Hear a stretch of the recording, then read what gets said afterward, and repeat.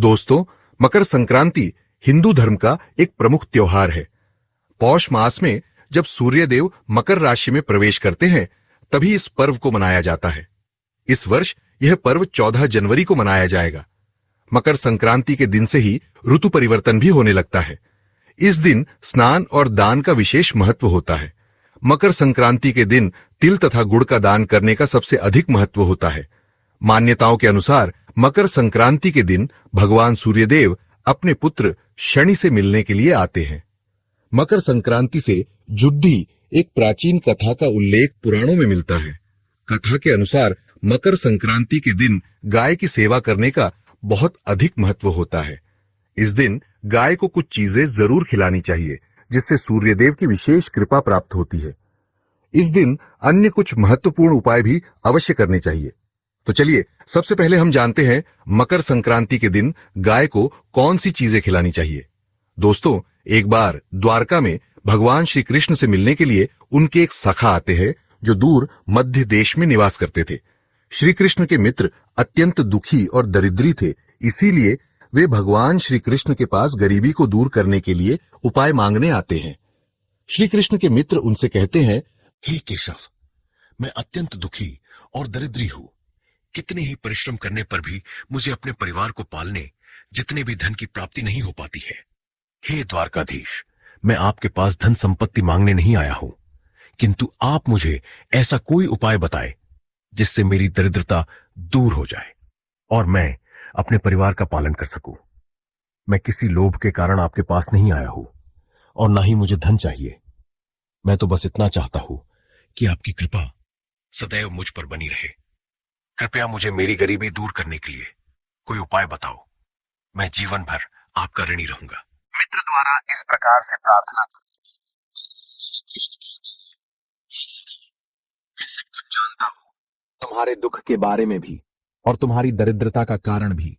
और मैं यह भी जानता हूं कि तुम मेरे पास धन मांगने नहीं आए हो, और मेरे द्वारा तुम्हें धन देने पर भी तुम उसे स्वीकार नहीं करोगे। इसीलिए मैं तुम्हारे स्वाभिमान का मान रखते हुए तुम्हें धन तो नहीं दूंगा, किंतु मैं तुम्हें एक उपाय अवश्य बताता हूं, जिससे तुम अपनी गरीबी दूर कर सकोगे। तुम्हारी दरिद्रता का नाश होगा और तुम्हें अपार धन संपत्ति की प्राप्ति होगी। हे मित्र, इस अत्यंत महत्वपूर्ण धन प्राप्ति के उपाय को बताने से पूर्व मैं तुम्हें एक महान कथा सुनाता हूं, जिससे सुनने मात्र से ही तुम्हारी सभी मनोकामनाएं पूर्ण हो जाएंगी। और जो उपाय मैं तुम्हें बताने जा रहा हूं, उस उपाय को करके तुम्हारी दरिद्रता भी दूर हो जाएगी। इसीलिए इस कथा को तुम ध्यान से सुनो। इस कथा में मैं तुम्हें संपूर्ण मनोकामनाओं को पूर्ण करने वाली कामधेनु माता की कृपा प्राप्त करने का उपाय बताऊंगा। तुम्हें नित्य केवल एक चीज गौ माता को खिलानी है। ऐसा करने से तुम्हारी दरिद्रता समाप्त हो जाएगी। श्री कृष्ण कहते हैं, हे सखा, बहुत समय पहले की बात है। एक छोटे से गांव में एक वैश्य रहता था, जिसका नाम था धनीराम। धनीराम अपार धन संपत्ति का स्वामी था। उसके पास सोने चांदी के आभूषण, अनगिनत खेत और विशाल हवेली थी।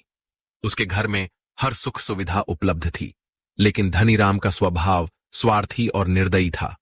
वह अपने धन का कभी सदुपयोग नहीं करता था। उसके द्वार पर जब साधु संत या भिक्षुक आते, तो वे खाली हाथ ही लौट जाते। उसने कभी किसी भूखे को भोजन नहीं दिया, न ही किसी प्यासे को पानी। यहां तक कि जो गाय या कुत्ते उसके द्वार पर आते, उन्हें भी वह डांट कर भगा देता।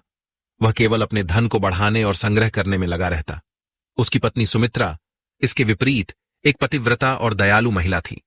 वह प्रतिदिन सूर्योदय से पहले उठकर सूर्यदेव की पूजा करती, उन्हें जल अर्पित करती और अपनी गृहस्थी को सही मार्ग पर चलाने का प्रयास करती। धनीराम का स्वार्थ दिन प्रतिदिन बढ़ता जा रहा था।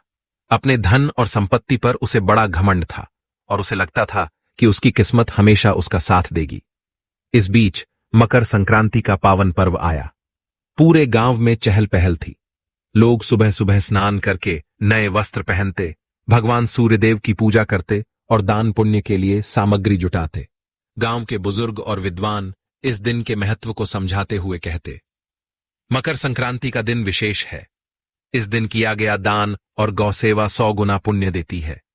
यह दिन न केवल धर्म का पालन करने का है, बल्कि अपने पापों का प्रायश्चित करने का भी अवसर है।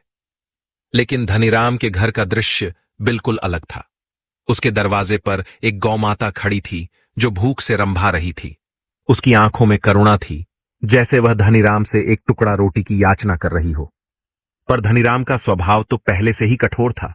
उसने गुस्से से देखा और अपने नौकर को आदेश दिया, इस गाय को यहां से भगाओ, मेरे दरवाजे पर इसका क्या काम। नौकर ने सकुचाते हुए कहा, सेठ जी, आज मकर संक्रांति है, गौमाता को भोजन देना पुण्य का काम है। धनीराम ने क्रोध में आकर कहा, तुम्हें क्या मेरी संपत्ति लुटानी है? जाओ, इसे दूर भगा दो।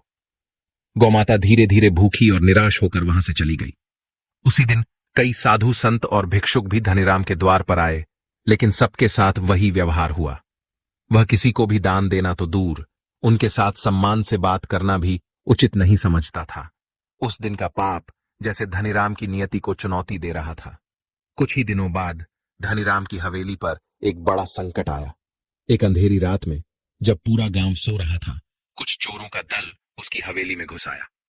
उन्होंने उसकी तिजोरी तोड़ दी, जहां उसका सारा सोना चांदी और धन रखा हुआ था।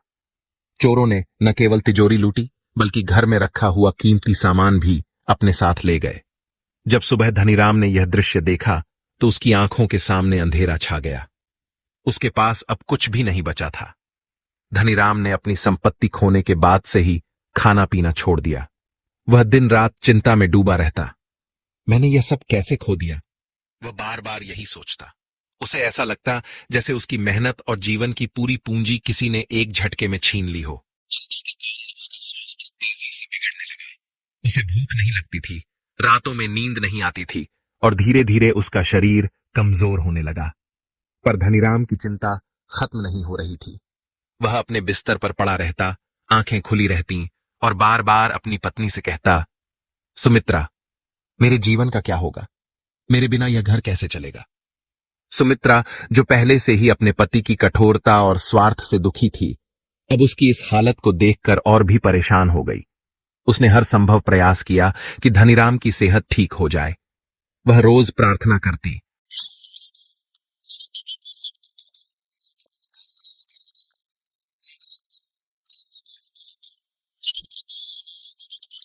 एक दिन सुमित्रा अपनी रोज की दिनचर्या में व्यस्त थी। इसी बीच दोपहर के समय दरवाजे पर एक बूढ़े साधु का आगमन हुआ। साधु का चेहरा तेजस्वी था, लेकिन भूख और थकावट से वह थोड़ा कमजोर दिख रहा था। उन्होंने अपनी लकड़ी की छड़ी से दरवाजे पर दस्तक दी और सुमित्रा को आवाज दी, हे माता, क्या इस भूखे साधु को कुछ अन्न मिल सकता है? सुमित्रा ने जैसे ही यह आवाज सुनी, वह दरवाजे की ओर भागी। उसके सामने एक साधु खड़े थे जो अत्यंत विनम्रता से अपनी याचना कर रहे थे। सुमित्रा ने सिर झुकाकर उन्हें प्रणाम किया और पूछा, हे महाराज, आपका स्वागत है। आज हमारे घर पर कैसे आना हुआ? कृपया भीतर पधारें। कहिए, मैं आपको किस प्रकार से सहायता कर सकती हूँ? साधु ने कहा, हे देवी, मैं कई दिनों से भूखा हूं। यहां से गुजरते हुए सोचा कि शायद इस घर से मुझे कुछ अन्न मिल जाए। क्या तुम मेरी भूख मिटा सकती हो? सुमित्रा का हृदय करुणा से भर गया।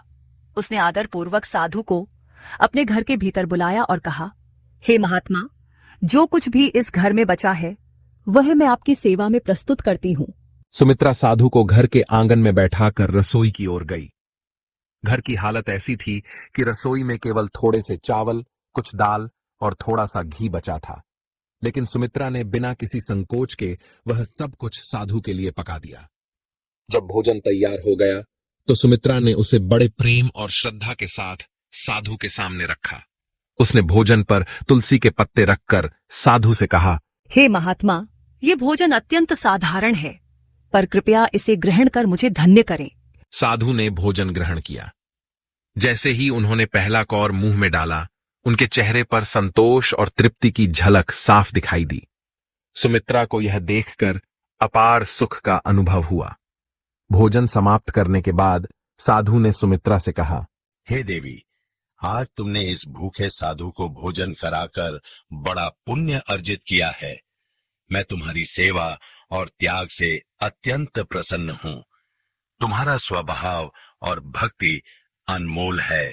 सुमित्रा ने विनम्रता पूर्वक कहा, हे महाराज, यह मेरा सौभाग्य है कि मुझे आपकी सेवा करने का अवसर मिला। यदि मेरी सेवा से आपको प्रसन्नता हुई है तो यह मेरे लिए सबसे बड़ा आशीर्वाद है। साधु ने मुस्कुराते हुए कहा, हे देवी, मैं तुम्हें वरदान देना चाहता हूं। तुम जो भी मांगोगी मैं उसे पूर्ण करूंगा।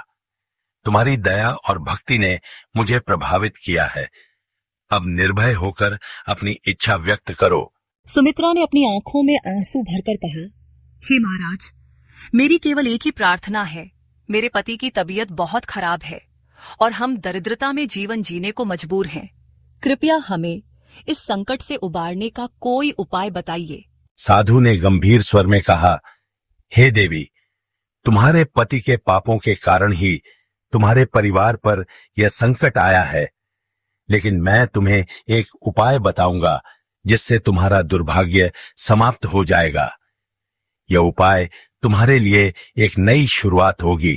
सुमित्रा ने आश्चर्य और उत्सुकता से पूछा, महाराज, कृपया मुझे वह उपाय बताइए।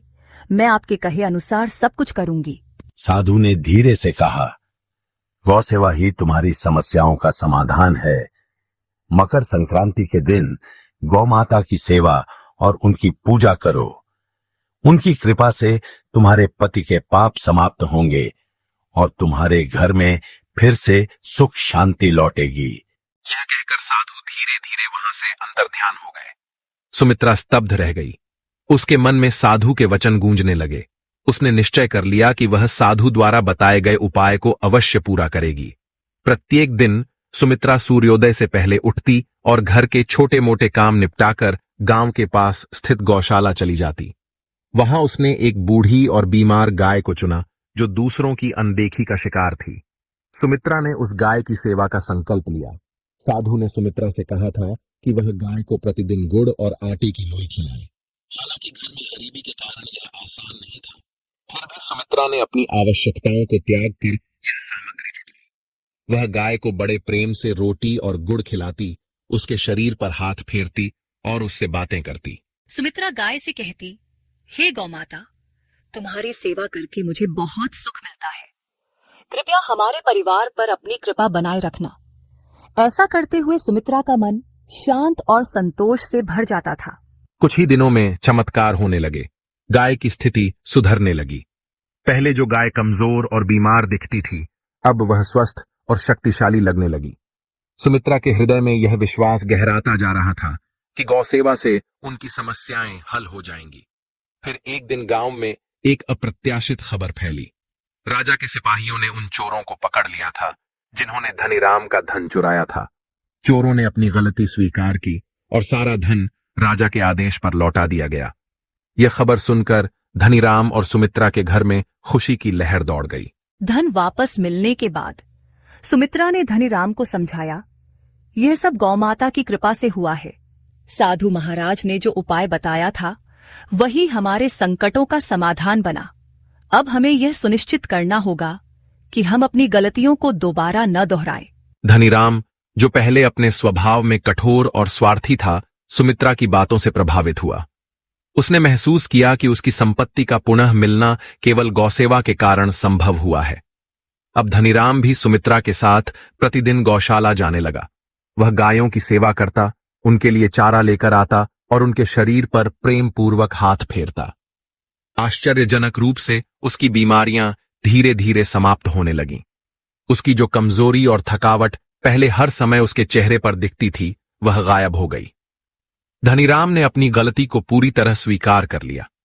उसने सुमित्रा से कहा, मैंने जीवन भर जो भी गलतियां की हैं, उनका प्रायश्चित अब मैं गौसेवा और दान के रूप में करूंगा। यह धन केवल मेरा नहीं है, यह भगवान का दिया हुआ है और इसे दूसरों की भलाई में लगाना मेरा कर्तव्य है। उसने अपने घर के पास एक बड़ी गौशाला बनवाई, जहां कई गायों की सेवा होती। उसने गांव के गरीबों के लिए भोजनशाला भी शुरू की, जहां कोई भी भूखा व्यक्ति भोजन कर सकता था। अब धनीराम न केवल गौ सेवा करता, बल्कि साधु संतों और भिक्षुकों का भी स्वागत करता। वह प्रतिदिन सूर्यदेव की पूजा करता और अपने कर्मों से दूसरों के लिए प्रेरणा बन गया। श्री कृष्ण कहते हैं, हे सखा, इस प्रकार से मकर संक्रांति के दिन गाय की सेवा करने से वैश्य के सभी पाप नष्ट हो गए। अब मैं तुम्हें बताता हूं गाय की सेवा कैसे करनी चाहिए और गाय को कौन सी चीज खिलाने से धन की प्राप्ति होती है। हे मित्र, शास्त्रों में गाय को माता कहा गया है और समस्त देवी देवता भी इनका पूजन करते हैं। गायों के 6 अंग गोबर, मूत्र, दुग्ध, दधि और घृत ये अत्यंत पवित्र और शुद्धि के साधन भी हैं। गोबर से बिल्व वृक्ष उत्पन्न हुआ, उसमें लक्ष्मी विद्यमान है, इसलिए इसे श्री वृक्ष कहा जाता है। गोबर से ही कमल के बीज उत्पन्न हुए हैं। गोमूत्र से गुग्गुल की उत्पत्ति हुई है, जो देखने में प्रिय और सुगंधि युक्त है, जो सभी देवों का आहार है। संसार में मूलभूत गोदुग्ध से उत्पन्न है। सभी मांगलिक पदार्थ दही से उत्पन्न हैं। घी से अमृत उत्पन्न होता है, जो देवों की तृप्ति का साधन है। गाय से ही यज्ञ प्रवृत्त होता है। गौ माता के शरीर में 33 कोटि देवी देवताओं का निवास होता है। गाय एक अत्यंत पवित्र, निर्मल, शांत, निष्पाप जीव है। ऋग्वेद में इसे संसार का पालन पोषण करने वाली कामधेनु माता कहा गया है। इसके दर्शन मात्र से मनुष्य के हजारों पाप नष्ट हो जाते हैं। इसीलिए कभी इस निष्पाप गौ माता पर अत्याचार नहीं करना चाहिए। गाय को कभी मारना नहीं चाहिए और कभी उन्हें कष्ट नहीं देने चाहिए। गाय को मारना शास्त्रों में सबसे बड़ा पाप माना गया है। जो मनुष्य गाय की निस्वार्थ भाव से सेवा करेगा, वह सुख समृद्धि प्राप्त करेगा। जो स्त्री रसोई में बनी पहली रोटी गौ माता को खिलाएगी, वह सदा सुहागिन और सौभाग्यशाली रहेगी। जो लोग अपने घर में गाय से प्राप्त पंचगव्य को घर में रखेगा, उसके घर में कभी दुख दरिद्रता नहीं आएगी। जो व्यक्ति प्रतिदिन किसी न किसी तरह से गौ माता की सेवा करता है, वह सबसे अधिक पुण्यवान बन जाता है। शास्त्रों में गौ माता को मां लक्ष्मी का रूप माना गया है, इसीलिए उनकी पूजा करने से दरिद्रता दूर होती है। प्राचीन काल से ही गौ माता की सेवा और संरक्षण करने की परंपरा चली आ रही है। कई आर्षि मुनि अपनी कुटिया में गायों का पालन करते थे तथा राजा महाराज गायों का दान करते थे। गायों के दान को सबसे बड़ा दान कहा गया है। गाय का दान करने से सभी जन्मों के पाप नष्ट हो जाते हैं और मनुष्य को मोक्ष की प्राप्ति होती है। गौ माता के दर्शन करना बहुत शुभ होता है। शास्त्र कहते हैं, रोज सुबह गाय के दर्शन होने से पुण्य की प्राप्ति होती है और सुबह गोबर के दर्शन होने से लक्ष्मी की प्राप्ति होती है। अगर किसी महत्वपूर्ण कार्य के लिए जा रहे हैं और अचानक ही गौ माता आपके रास्ते में आ जाती है, तो वह कार्य निश्चित ही सफल हो जाता है। किसी भी यात्रा पर निकलते समय अगर गौ माता के दर्शन हो जाए, तो वह यात्रा सुखपूर्वक पूर्ण हो जाती है, इसमें संशय नहीं है। कुंडली में यदि पितृदोष होता है, तो अन्य उपायों के साथ साथ गौ माता को प्रतिदिन रोटी और घास खिलाने से लाभ होता है और पितृदोष से मुक्ति मिलती है। इसी तरह कुंडली में यदि शनि की 7.5 या महादशा है, तो हर शनिवार और अमावस्या को काले रंग की गाय को घास या रोटी खिलाएं और उसकी पूजा करें। इससे शनि दोष कम होता है। गौमूत्र यानी कि गाय का मूत्र बहुत ही उपयोगी, पवित्र और स्वास्थ्य की दृष्टि से अत्यंत हितकारी होता है। आध्यात्मिक दृष्टि से तो गौमूत्र का महत्व है ही, साथ ही वैज्ञानिक और स्वास्थ्य की दृष्टि से भी गौमूत्र के बहुत से लाभ बताए गए हैं। गौमूत्र में बहुत से खनिज पदार्थ और स्वास्थ्य वर्धक तत्व होते हैं, जो हमारे शरीर की शुद्धि करते हैं और बहुत से रोगों से भी बचाते हैं। साथ ही गौमूत्र छिड़कने से वातावरण में शुद्धता और पवित्रता व्याप्त हो जाती है। इसीलिए हमारे शास्त्रों में शरीर को निरोगी रखने के लिए प्रतिदिन गौमूत्र का सेवन करने तथा घर में गौमूत्र छिड़कने के लिए कहा गया है। कुंडली में शुक्र ग्रह की स्थिति को मजबूत करने के लिए ज्योतिष शास्त्र के अनुसार सुबह के भोजन में सबसे पहली रोटी निकालकर एक सफेद गाय को खिलाना शुभ माना जाता है। अगर कुंडली में बुध ग्रह कमजोर है या किसी कारण इसके दुष्प्रभाव झेलने पड़ रहे हैं, तो हर बुधवार के दिन गाय को हरा चारा खिलाना शुरू कर दें। इससे बुध से जुड़े दुष्प्रभाव दूर होंगे और आपको तमाम समस्याओं का हल मिल जाएगा। अगर कुंडली में मंगल दोष है, जिसके कारण आपके जीवन में कई तरह की परेशानियां हैं, तो लाल रंग की गाय की सेवा करें। मंगलवार के दिन गाय का पूजन करें और उसे गुड़ और चने आदि खिलाएं। बृहस्पति ग्रह को जीवन के सभी मांगलिक कार्यों का कारक माना जाता है। ऐसे में अगर किसी व्यक्ति के जीवन में विवाह आदि मांगलिक कार्यों में विघ्न निर्माण हो रहे हैं, तो उन लोगों को कुंडली में बृहस्पति ग्रह की स्थिति को मजबूत करने के लिए रोटी पर गुड़ और चने रखकर गाय को खिला देना चाहिए। इससे शुभ परिणाम प्राप्त होते हैं। अगर घर में अशांति है, लड़ाई झगड़े होते रहते हैं, तो घर में सुख शांति बनाए रखने के लिए घर के अंदर गाय के गोबर से बने उपले को जलाना चाहिए और उसका धुआं संपूर्ण घर में फैलाना चाहिए। इससे घर की नकारात्मक ऊर्जा नष्ट होती है और सकारात्मक ऊर्जा में वृद्धि होती है। गाय के दूध, दही, घी, गोबर और गौमूत्र से बनने वाले मिश्रण को पंचगव्य कहते हैं। पंचगव्य को पापनाशक कहा जाता है और हिंदुओं की एक धार्मिक विधि प्रायश्चित करने में इसका उपयोग किया जाता है। पंचगव्य को बनाने वाली सभी वस्तुएं अत्यंत उपयोगी होती हैं, जो स्वास्थ्य के लिए लाभदायक तो है ही, साथ ही औषधीय गुणों से भी भरपूर है। अगर द्वार पर गौ माता आती है तो उसे बिना रोटी खिलाए जाने मत देना, नहीं तो दुर्भाग्य का सामना करना पड़ेगा। क्योंकि जिसके द्वार से गाय बिना कुछ प्राप्त किए लौट जाती है, उसके घर से लक्ष्मी भी चली जाती है। प्रत्येक स्त्री को प्रतिदिन गाय के लिए एक रोटी बनानी चाहिए और प्रेम से गौ माता को खिलानी चाहिए। इससे गौ माता का आशीर्वाद प्राप्त होता है और मन की इच्छाएं पूर्ण होती हैं। कुछ लोग गौ माता को बासी भोजन अथवा जूठन खिला देते हैं। इसे शास्त्रों में पाप माना गया है। आप किसी अन्य पशु को खिला सकते हैं, लेकिन गाय को कभी जूठन नहीं खिलाना चाहिए। भूख लगने के कारण गौ माता उस अन्न को ग्रहण तो कर लेती है, लेकिन इसका पाप उस व्यक्ति को लगता है जो गौ माता को ऐसा बासी भोजन खिलाता है। गाय एक शाकाहारी और पवित्र पशु है, इसीलिए गाय के भोजन में कभी मांस, अंडे आदि चीजें नहीं डालनी चाहिए। ऐसा करने से महापाप लगता है। यदि कुंडली में चंद्र दोष है और जिसके कारण लगातार परेशानी उठानी पड़ रही है, तो रोटी पर सफेद मक्खन, नमक और घी लगाकर गौ माता को खिला दे। यदि शनि दोष है तो आटे में थोड़े काले तिल मिलाकर रोटी बनाकर गौ माता को खिला दे। इससे शनि दोष समाप्त होता है। मंगल दोष को दूर करने के लिए रोटी पर हल्दी लगाकर गाय को खिलाना चाहिए। अगर घर में धन की समस्या है तो गुरुवार के दिन गाय को केले का फल खिलाना चाहिए। इससे दरिद्रता दूर होती है। गौ माता के पीठ पर एक उभरा हुआ कूबड़ होता है। उस कूबड़ में सूर्य केतु नाड़ी होती है। जब भी द्वार पर गौ माता पधारे तो इस कूबड़ को एक बार जरूर स्पर्श करे। इससे जीवन से सभी रोगों का अंत होगा और धन संपत्ति की प्राप्ति होगी। शास्त्रों में कहा गया है, जो मनुष्य तन मन धन से गौ माता की सेवा करता है, वह मृत्यु के बाद वैतरणी नदी को गौ माता की पूंछ पकड़कर पार कर लेता है। उस व्यक्ति की अकाल मृत्यु नहीं होती है और उसे मोक्ष की प्राप्ति होती है। जिस व्यक्ति के भाग्य की रेखा सोई हुई है, अगर वह व्यक्ति अपनी हथेली पर गुड़ रखकर गौ माता की जीभ से चटाता है तो उसकी सोई हुई भाग्य रेखा खुल जाती है और उसका दुर्भाग्य सौभाग्य में परिवर्तित हो जाता है। तो दोस्तों, इस प्रकार से भगवान श्री कृष्ण ने गाय का महत्व बताया है। आप भी नए साल की शुरुआत में गौ माता को ये चीजें जरूर खिलाएं। आपकी सभी मनोकामनाएं अवश्य पूर्ण होगी। उम्मीद है आपको यह कांठा और जानकारी पसंद आई होगी। वीडियो को लाइक जरूर करें, कमेंट में जय श्री कृष्ण अवश्य लिखें। साथ ही चैनल को सब्सक्राइब करें ताकि ऐसी ही आध्यात्मिक जानकारी आपको प्राप्त हो। आप सभी का धन्यवाद।